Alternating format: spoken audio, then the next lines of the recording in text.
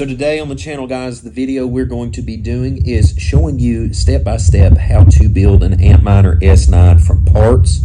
I hope you thoroughly enjoy this video because, for somebody that's wanting to get into Bitcoin mining right now, this is a great entry-level miner. Not only that, but for the cost that you'd pay right now, the current prices on eBay, if you take a scroll, it's in the 6s and the 7s and way up there on cost. If you're careful and you buy some parts here and there or some defective miners and put them back together using the good parts, then you can actually really accomplish something great. So with that said, I'm going to start taking you step by step through this, and I hope you enjoy. Alright guys, so I'm going to go through every last part that you're going to need for a complete rebuild of an Antminer S9 from complete scratch. And what I've done is, I've got these parts from various different places and, finally got it together now where that we can build it. And this is going to be the process I'm going to continue to do as much as I can get away with it, because I can pretty much build one from parts, if all works out, for about half the cost of buying one right now, because, crypto prices for Bitcoins went out the roof again. So, of course, you're going to need your power supply source. This one right here is rated for 1600 watts. It's the APW3++. I've got my cord for the 220.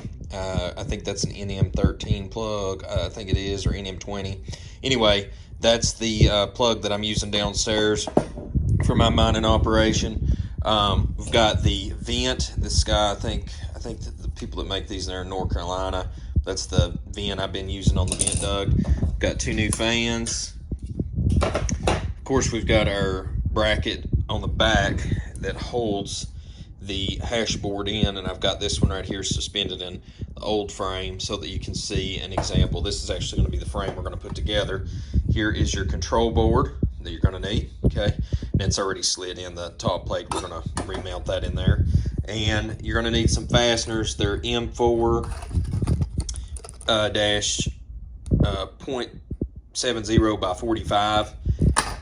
Took me a minute to source that out at Home Depot. You're going to need your fan shield, and then of course you're going to need your networking cables between the control board and the hash board so that they can connect there to there. And then of course you're going to need some hash boards, either from a non-working miner or some ready to go in. So that's pretty much it right there. So the first thing I'm going to do is I'm going to get this undone, slide that back into place right there where it'll latch, and then I'm going to put the other 3 hash boards in, close in the metal ends, and then we'll take it to the next step from there. Okay, as you can see at this point, guys, we've got our hash boards inside the unit. We've got the control board in its proper place, slid back into the rail here, and the front plate on it. So now we can put the fan on the front of that. And it's very important when you put these fans together that you pay attention. There is actually a directional flow marked on the fan.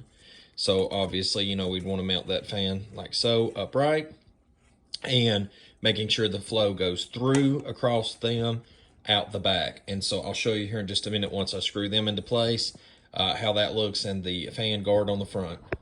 Okay guys, so you can see here how the back end of the unit is. The arrow on the fan needs to be marked coming out.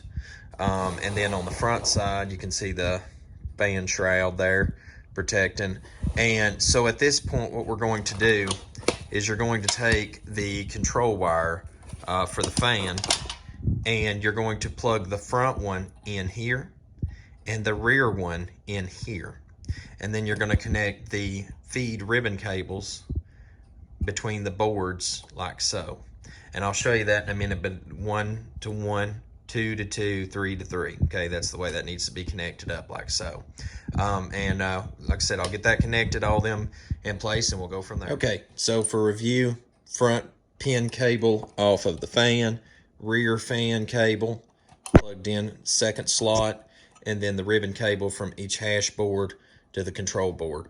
At this point, all that's left is to plug in your 3 power supplies here, each off of your APW 3++, and then of course the control board power supply. And at that point, then it's all you got to do, guys, plug in, program as usual, and you're off to the races.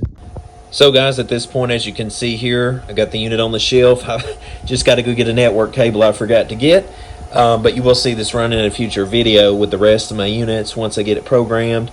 But other than that, that pretty much concludes this video. I appreciate you guys watching. Hope it's a help to you. And as always, keep filling that treasure chest with those Bitcoin.